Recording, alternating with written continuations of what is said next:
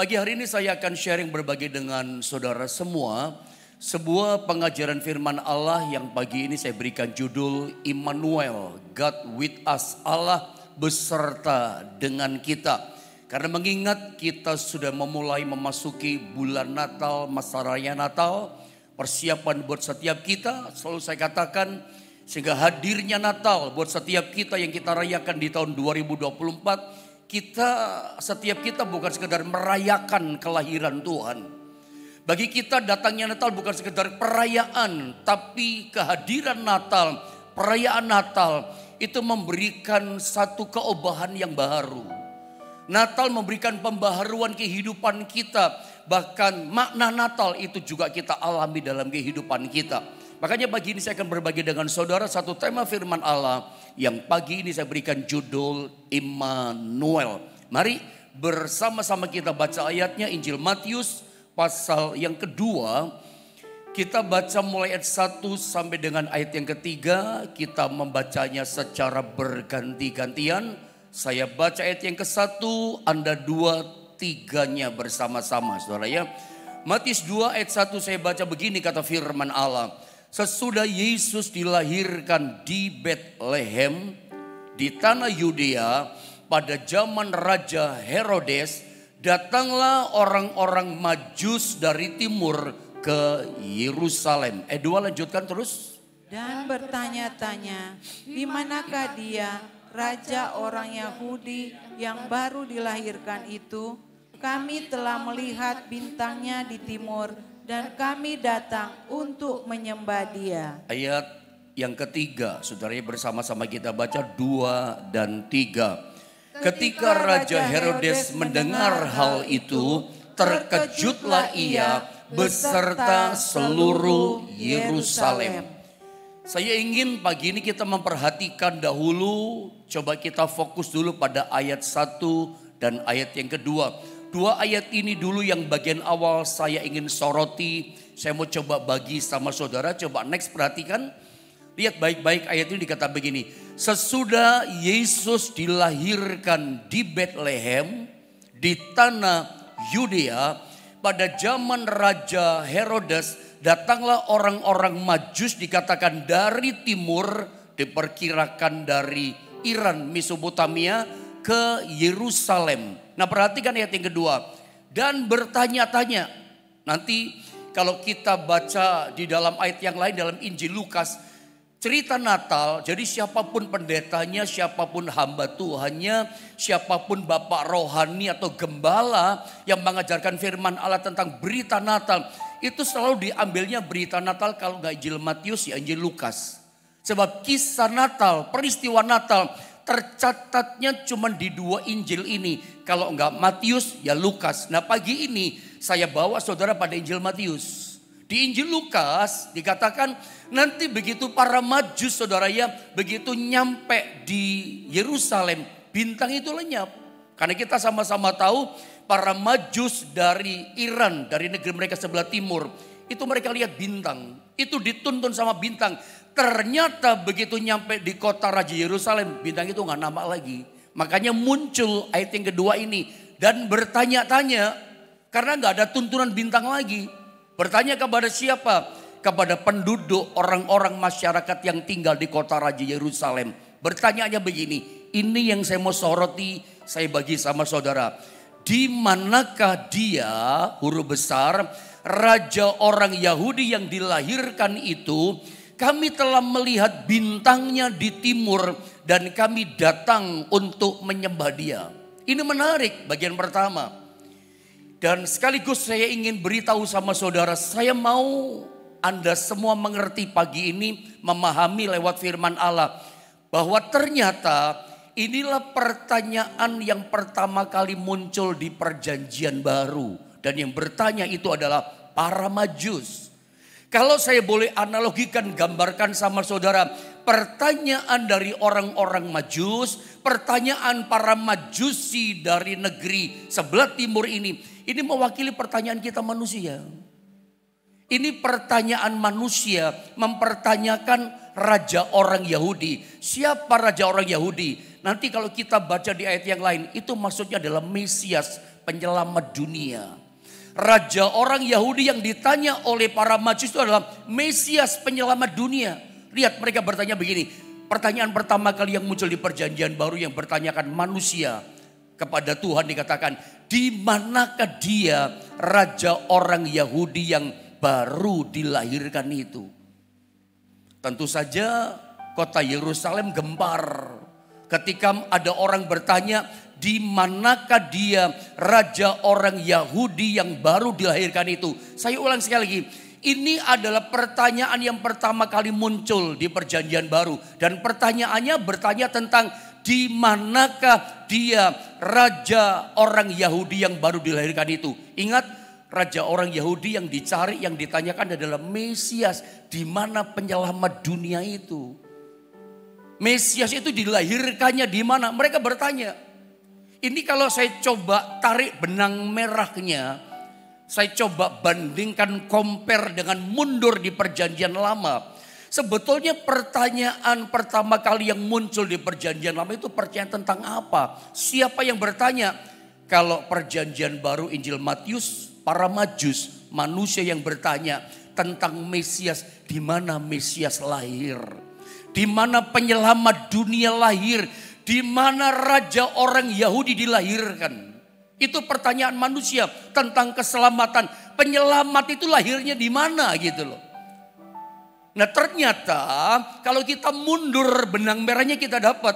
Di perjanjian lama ternyata kita temukan pertanyaan yang pertama kali muncul perjanjian lama. Itu bukan manusia yang bertanya tentang juru selamat. Tapi Allah yang bertanya kepada manusia.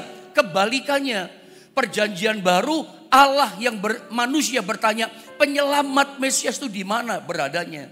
Tetapi perjanjian lama justru Allah yang bertanya kepada manusia, di manakah engkau? Coba Anda lihat ayat ini. Kejadian pasal 3 di ayat 9. Saya ingin sama-sama kita membaca ayat ini Bapak Ibu Saudara. Kejadian 3 ayat 9, 2 dan 3. Tetapi Tuhan Allah memanggil manusia itu dan berfirman kepadanya, di manakah engkau? Saya pikir semuanya kita sama-sama tahu bahwa dalam Kejadian pasal 3 ayat 9 ini, manusia ini telah jatuh dalam dosa, tertipu oleh muslihat iblis, lebih taat kepada iblis daripada perkataan Tuhan. Dia makan buah pengetahuan baik dan jahat. Akibatnya hilang kemuliaan Allah, jatuh dalam dosa. Kita tahu ceritanya. Ketika Allah datang berjalan-jalan di taman, manusia takut. Manusia bersembunyi. Bahkan menutupi ketelanjang dengan daun pohon ara. Ketika mereka bersembunyi, Allah bertanya. Tetapi Tuhan Allah memanggil manusia itu dan berfirman kepadanya. Berfirman bagaimana? Bentuk pertanyaan kepada Adam dan Hawa. Tuhan bertanya gini, Adam dan Hawa, di manakah engkau? Saya ingin kita mengerti ketika Tuhan Allah bertanya kepada manusia pertama yang jatuh dalam dosa, di manakah engkau? Dijauhkan dari pikiran kita berpikir bahwa loh, kok Allah nggak mengerti? Kok Allah tidak tahu di mana posisinya Adam dan Hawa? Bukankah saya pernah terangkan sama saudara pertanyaan kalimat yang berkata di manakah engkau? Kata di mana ini bukankah menunjukkan artinya adalah posisi? Ketika Tuhan bertanya di manakah engkau? Jangan diartikan, jangan pernah mengartikan seolah-olah Tuhan tidak tahu di mana posisi Adam dan Hawa berada. Tuhan tahu, Tuhan ngerti. Tuhan tidak pernah gagal untuk mengetahui di mana keberadaan manusia. Dosa yang dibuat Tuhan tahu. Di mana dia sembunyi Tuhan tahu. Kalau sampai Tuhan bertanya di manakah engkau hai Adam dan Hawa. Karena Allah pengen gini. Dia tahu keberadaan Adam. Tapi Allah ingin tahu. Allah ingin supaya Adam dan Hawa mengerti bahwa kamu sudah jatuh dalam dosa. Ketika Allah bertanya kepada Adam dan Hawa yang sudah jatuh dalam dosa. Adam, Hawa, di manakah engkau? Tuhan ingin supaya mereka tahu posisinya. Kamu sudah putus hubungan sama aku. Kamu sudah terhilang dari aku. Kamu sudah terpisah dari aku. Dan yang kedua, ketika Tuhan bertanya, Adam dan Hawa, di manakah engkau? Pertanyaan ini sekaligus mengingatkan, kamu butuh pertolongan. Kamu butuh penolong. Kamu butuh diselamatkan. Sebab kamu yang pertama sudah putus hubungan dengan aku. Kamu sudah terpisah dari aku posisinya. Jadi jangan pernah mengartikan dijauhkan dari pemikiran kita. Mengatakan seolah-olah Allah bertanya, di manakah engkau? Jangan diartikan Tuhan tidak tahu posisinya Adam sama Hawa. Tuhan tahu persis. Tapi Tuhan bertanya kepada Adam dan Hawa. Supaya tahu posisinya. Sudah putus hubungan sama Tuhan. Terpisah. Dan yang kedua, dia butuh diselamatkan. Butuh penolong. Ini kalau kita kaitkan dengan pertanyaan pertama dari para Majus, di manakah raja orang Yahudi yang maksudnya Mesias? Di sini kita mengerti. Ternyata pertanyaan yang pertama kali muncul di Perjanjian Baru, di manakah dia raja orang Yahudi yang baru dilahirkan itu? Pengertiannya begini kurang lebihnya.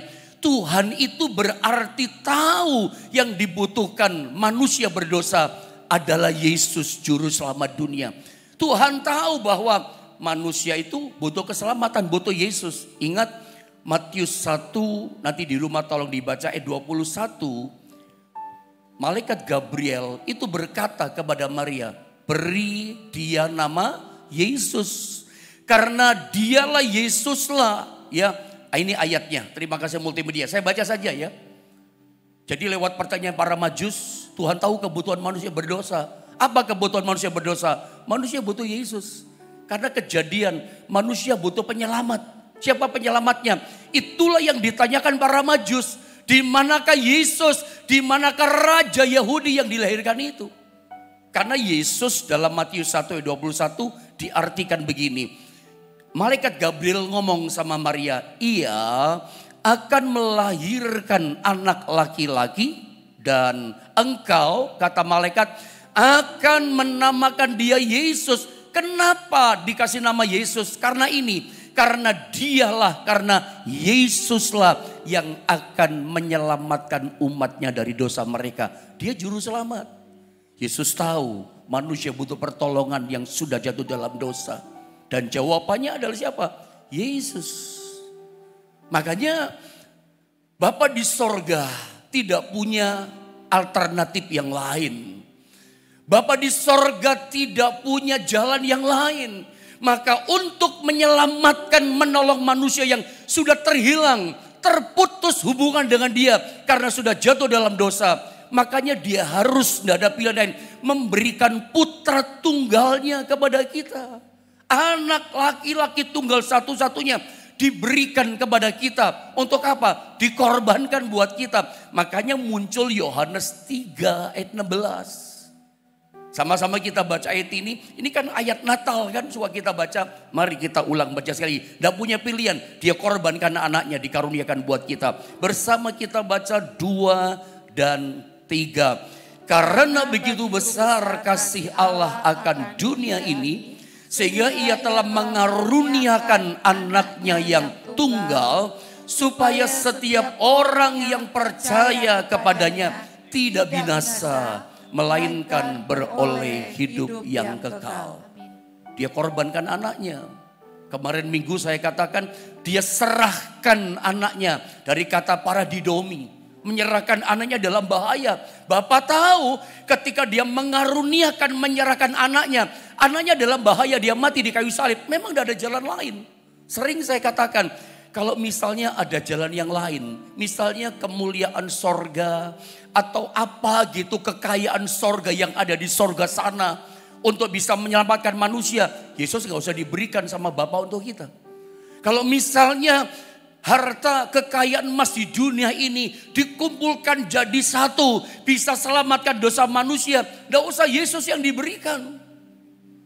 Karena memang ternyata tidak ada apapun dan satupun di dunia ini, termasuk yang ada di sorga, kecuali Yesus bisa selamatkan manusia. Makanya ya cuma satu, Yesuslah yang diberikan kepada kita untuk selamatkan kita. Jadi kesimpulan saya dari bagian pertama ini, Anda lihat gambar ini. Berarti Natal itu bagi kita berbicara Tuhan tahu segala dosa kita. Dia tahu kekurangan kita, dia tahu dosaku, dia tahu dosamu. Tuhan tahu dosa kita semua. Sebab itulah Natal bicara Tuhan tahu segala dosa kita. Sebab itu Tuhan tahu kebutuhan orang berdosa. Diberikanlah Yesus buat setiap kita. Sekarang saya akan bawa saudara masih pada Matius pasal yang kedua. Coba saya rangkaikan dengan ayat 1 dulu. Dari kedatangan orang Majus di kota Raja Yerusalem. Perhatikan ayat 1. Ya, untuk kita memahami semua dengan baik. Ikuti baik-baik ayat ini. Sesudah Yesus dilahirkan di Betlehem di tanah Yudea pada zaman, perhatikan kata ini, Raja Herodes. Datanglah orang-orang Majus dari timur ke Yerusalem. Jadi yang menjadi penguasa, yang memerintah Israel atau di Yerusalem, ada seorang raja yang namanya Raja Herodes. Tetapi Anda mesti mengerti, Raja Herodes bukanlah raja yang dicari oleh para Majus. Anda masih ingat di ayat yang kedua tadi? Para Majus bertanya, di manakah raja orang Yahudi yang dilahirkan itu? Yerusalem gempar. Yerusalem terkejut karena para Majus bertanya kepada setiap orang yang mereka temui. Ketemu orang tanya, di mana raja orang Yahudi yang dilahirkan? Ketemu sama orang lain tanya sama. Semua orang ditanya sampai berita itu membuat terkejut menggembarkan kota Raja Yerusalem. Raja Herodes pun terkejut. Raja Herodes pasti bertanya gini, bukankah aku raja orang Yahudi? Kenapa mereka cari raja orang Yahudi? Di mana dilahirkan? Apakah ada raja Yahudi yang baru lagi, yang baru dilahirkan? Kita sama-sama tahu hari itu yang memerintah di Yerusalem rajanya orang Yahudi adalah Herodes. Tapi tahukah saudara, raja Yahudi yang sejati, yang asli bukan Herodes. Makanya ketika para penduduk Yerusalem, mereka ditanya, di manakah raja orang Yahudi yang dilahirkan itu? Mereka tidak ada yang bisa jawab, di mana ya? Kami tidak tahu. Padahal mereka ngerti raja Yahudi saat itu adalah Herodes. Tapi bagi mereka Herodes bukan raja Yahudi yang asli. Kenapa? Karena memang Herodes bukan suku bangsa Yahudi. Herodes bukan warga negara Yahudi. Darahnya Herodes bukan darah Ibrani, bukan darah Yahudi. Siapa Herodes? Suku bangsa Romawi, warga negara Romawi, orang Romawi dia. Dia menjadi raja atas Israel, khususnya Yerusalem. Itu karena dipilih oleh penguasa Romawi, kaisar Romawi. Herodes yang dipilih jadi raja di sana. Tapi sesungguhnya Herodes bukan raja Yahudi yang dicari sama para Majus. Anda bisa menangkap sesuatu di sini? Kalau saya bawa saudara pada gambar ini, nanti di rumah tolong PR buat setiap kita, buat Anda. Tolong Anda baca dalam Matius pasal 1. Ingat, kisah Natal termasuk silsilahnya Yesus. Cuman ada di 2 ayat ini, Matius sama Lukas. Selalu beritanya cuman ini. Cuman Matius, silsilah Yesus Kristus dalam Injil Matius, itu menampilkan Yesus, menggambarkan Yesus sebagai raja. Nanti tolong baca Injil Lukas. Lukas pasal 3 kalau nggak salah itu. Itu silsilah Yesus tentang siapa Yesus dinyatakan sebagai anak manusia. Makanya dalam Injil Lukas kalau kita baca dengan detail cermat teliti. Yesus dimulai dengan anak Adam. Siapa Adam? Manusia. Tetapi kalau kita baca dari silsilah Injil Matius, silsilah Yesus Kristus dimulai dari Abraham. Abraham memang manusia, tapi ingat ada janji Tuhan kepada Abraham, daripadamu akan lahir keturunan-keturunan menjadi raja yang memerintah dunia ini. Dari Abraham, makanya Injil Matius itu menyatakan pribadi Yesus yang datang ke dunia sebagai raja. Makanya dari silsilah Yesus sebut anak Abraham. Nanti dari silsilah terus ke bawah muncul namanya Raja Daud. Dari Raja Daud muncul Salomo. Dari Salomo muncul Rehabeam. Ada Raja Hizkia. ada Raja Yosafat, ada Raja Yoram, ada Raja Uzia, dan terus raja-raja yang lahir dari keturunan Abraham. Nanti sampai ujungnya muncul yang namanya Yesus Kristus penyelamat dunia. Makanya Injil Matius PR buat kita, kalau kita baca, itu menampilkan Yesus sebagai raja. Ceritanya di sebagai raja dalam Injil Matius. Nah sekarang saya bawa saudara pada gambar ini, PowerPoint ini. Tetapi hari itu ketika Yesus lahir lewat perawan namanya Maria, lahir di Bethlehem. Tetapi siapa yang menyangka bahwa Yesus yang dilahirkan oleh Maria dan oleh Yusuf bapak pengasuhnya itu adalah seorang raja Yahudi? Siapa yang nyangka gitu loh. Karena kita tahu Maria wanita biasa, wanita miskin. Yusuf tukang kayu, orang sederhana. Maka tidak ada orang yang punya pemikiran, punya logika berpikir yang lahir dari kandungan Maria ini. Dia adalah raja orang Yahudi. Siapa yang bisa berpikir seperti itu? Tidak ada yang menyangka. Siapa yang bisa menyangka bahwa bayi yang dilahirkan oleh Maria dan bapak pengasuhnya Yusuf itu adalah raja orang Yahudi. Mari kita lihat Matius pasal 2 di ayatnya yang ketiga. Perhatikan bagaimana yang terjadi. Ketika Raja Herodes mendengar hal itu, mendengar dari perkataan mulutnya orang Majus tentang di manakah raja orang Yahudi yang baru dilahirkan itu. Lihat kalimat berikutnya. Terkejutlah ia, gempar, dakdikduk Raja Herodes, sindrom dia, beserta seluruh Yerusalem. Bukan cuma raja yang gemetar dakdikduk, termasuk orang Yahudi. Mereka terkejut. Raja Yahudi, dan mereka tahu Raja Yahudi itu maksudnya adalah Mesias. Saya ulang ya.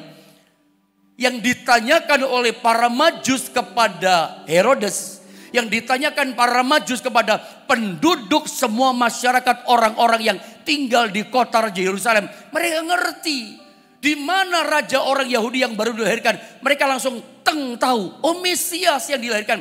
Mereka ngerti Raja Yahudi adalah Mesias. Dari mana kita tahu? Dari ayat ini, pasal 2 di ayat yang keempat. Herodes pun ngerti loh dari ayat ini. Kalau kita nggak baca Matius pasal 2 ayat 4, nggak pernah tersingkap. Saya mau coba menyingkapkan rahasia firman ini dari ayat menerangkan ke ayat. Lihat Matius 2 ayat 4 saya bacakan. Perhatikanlah baik-baik ayat ini. Maka dikumpulkannya, Herodes kumpulkan. Siapa yang dikumpulkan? Semua imam kepala dan ahli Taurat bangsa Yahudi. Imam-imam kepala dipanggil, banyak imam kepala. Ahli Taurat lebih banyak lagi, kumpulin semua. Alim ulamanya orang Yahudi yang ngerti hukum Taurat, ngerti Taurat Tuhan. Lalu dimintanya keterangan dari mereka, ditanya satu-satu. Di mana, kata Herodes pertanyaannya, Mesias akan dilahirkan. Kan sambungannya ayat 3 tadi, terkejut ada Raja Yahudi baru lahir. Karena ayat kedua para Majus bertanya, di manakah Raja orang Yahudi baru dilahirkan itu? Ternyata Herodes juga tahu, ahli Taurat juga tahu bahwa itu ternyata adalah Mesias. Nanti di ayat berikutnya, mungkin kapan saya jelaskan sama saudara. Mereka tidak pakai mikir imam-imam kepala. Ahli Taurat langsung jawab, sepersekian detik lahirnya di Bethlehem itu Mesias. Saya berharap pada bagian titik ini meladas ada bisa nangkep. Bahwa ternyata Herodes tahu. Orang Yahudi juga ngerti dan tahu dengan jelas yang dipertanyakan oleh para Majus. Raja orang Yahudi itu di mana dilahirkan? Mereka tahu itu Mesias yang lahir. Mesias kalau bahasa Ibrania, Mesiah, Masiah. Itu juru selamat, penebus dosa dunia. Ingat malaikat berkata sama Maria, dia yang menyelamatkan umatnya dari dosa mereka. Itu Mesias. Ternyata 700 tahun sebelum Yesus lahir. Di perjanjian lama 700 tahun sebelum Natal itu terjadi. Maria mengandung melahirkan juru selamat dunia. Itu ada seorang nabi 700 tahun sebelumnya mengatakan hal ini. Coba Anda lihat dalam Yesaya pasal 9 ayat yang kelima. Di ayat ini saudara ya, tolong ikuti gambar yang saya berikan saudara ya. Anda lihat kenapa Yesus dilahirkan sebagai seorang bayi. Di ayat ini. dinubuatkan oleh Yesaya. Saya bacakan ayat ini. Yesaya pasal 9 ayat yang kelima. Saya baca ya. Sebab dikatakan seorang anak telah lahir untuk kita. Anak telah lahir. Anak ini maksudnya adalah bayi, saudara ya. Anak lahir untuk kita. Perhatikan kalimat ini. Seorang putra telah diberikan untuk kita dan seterusnya. Seorang putra. Anak ini bisa lahir untuk kita. Putra nggak bisa dilahirkan, putra diberikan. Karena putra di sini bicara tentang putra Allah. Kalau bicara putra Allah nggak bisa dilahirkan. Putra Allah itu bicara tentang Yesus sebagai Allah 100%. Itu diberikan kepada kita. Nah dalam ayat ini saudara ya, sebab seorang anak telah lahir untuk kita. Kenapa Yesus berdasarkan kalimat ini ya? Yesaya udah menubuatkan Mesias itu penyelamat dosa manusia. Itu datang ke dunia dengan cara apa? Dengan cara lahir dari kalimat ini. Sebab seorang anak telah lahir untuk kita. Saya ketika mendapatkan penyikapan rahasia ini. Saya tuh berkaca-kaca meneteskan air mata. Ternyata Alkitab itu dahsyat gitu. Yang kita nggak ngerti di ayat lain disingkapkan. Dari nubuatan sejak 700 tahun sebelum Yesus lahir. Itu dilahirkan. Nabi berkata seorang anak telah lahir. Ini Mesias loh. Mesias penyelamat dunia gitu loh. Itu dilahirkan. Tidak ada orang menyangka Maria melahirkan juru selamat dunia. Raja orang Yahudi.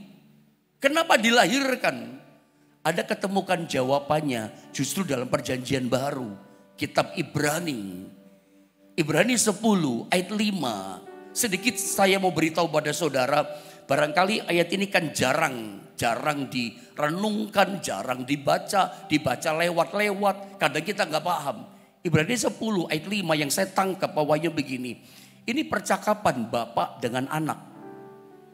Bapak dengan putranya dengan Yesus. Ayat ini ternyata percakapan bapak dengan anak. Perhatikan kalimatnya. Karena itu ketika ia masuk ke dalam dunia. Saya suka berkata kepada jemaat di Jombang. Pasti ngerti lah kalau ikuti pengajaran saya. Manusia masuk ke dalam dunia ini cuma pakai satu cara. Caranya lewat apa? Lewat rahim, lewat kandungan. Semua manusia datang ke dunia ini bukan lewat batu. Sorry ya kata-kata saya. Manusia datang ke dunia cuma satu cara. Lewat kandungan, lewat rahim mamanya. Gak ada cara yang lain. Semua kita keluar ke dunia ini ada di dunia ini dari kandungan ibu kita. Perhatikan kalimat ini. Karena itu ketika Yesus masuk ke dalam dunia. Lewat apa? Lewat kandungan rahim Maria. Ia berkata ketika dilahirkan lewat kandungan. Korban dan persembahan tidak kau kehendaki. Yesus ngomong sama bapaknya ini. Korban dan persembahan tidak kau kehendaki lagi. Tetapi engkau Bapa telah menyediakan tubuh bagiku. Ini Yesus yang ngomong. Aku lahir ke dunia ini. Engkau Bapa telah menyediakan tubuh bagiku. Tubuhnya Yesus. Kenapa mesti lahir lewat bayi? Kenapa Bapa menyediakan tubuh lewat bayi? Dari bayi jadi anak, jadi remaja sampai dewasa. Sampai 33 tahun setengah dia melayani. Kenapa sediakan tubuh? Ingat, dalam tubuh itu ada darah. Tujuannya adalah Mesias menebus, menyelamatkan umat dari dosa. Ingat kejadian tadi pasal 3. Manusia butuh pertolongan, udah putus hubungan sama Tuhan. Ternyata para Majus mewakili kita manusia. Di mana Mesias lahir? Di Bethlehem. Ternyata itu adalah Yesus, nyambung Anda ketemu. Kenapa dia lahir lewat manusia? Karena manusia, dalam tubuh manusia ada darah. Kita orang-orang Kristen lama, terutama orang Pantekosta, zaman dulu ada banyak lagu-lagu tentang hanya darah yang menebus. Dosa dapat ditebus hanya oleh darah Yesus. Kita tahu itu. Bahwa dosa hanya bisa ditebus, dosa hanya bisa dikuduskan, disucikan hanya oleh darah Yesus. Tidak bisa lewat perbuatan baik, tidak bisa lewat amal ibadah, lewat kesalehan, lewat penaburan, lewat korban, lewat kedermawanan kita, semua yang kita lakukan tidak bisa menyucikan, menghapuskan, menguduskan dosa kita. Dosa hanya bisa ditebus, dosa bisa hanya dihapuskan. Sehingga semerah kirmisi, merah sekali, jadi putih seputih salju. Itu hanya bisa diobahkan dosa hanya oleh darah Yesus. Tidak ada cara lain, tidak ada cara yang lain. Makanya Bapak sadar ketika dia menyerahkan anaknya, memang diserahkan anaknya adalah bahaya, paradidomi. Dia ngerti itu, saudara. Karena memang apa? Tidak ada cara yang lain. Tadi saya katakan, kalau memang ada cara yang lain, misalnya ada barang apa gitu di sorga. Ada sesuatu yang mulia di sorga. Kalau memang bisa selamatkan manusia, ya sudah itu saja dikasih kepada manusia. Tapi ternyata nggak ada. Satu-satunya adalah ya harus Yesus datang ke dalam dunia ini. Dengan tubuh manusia. Dengan cara apa? Dikandung, dilahirkan oleh Maria.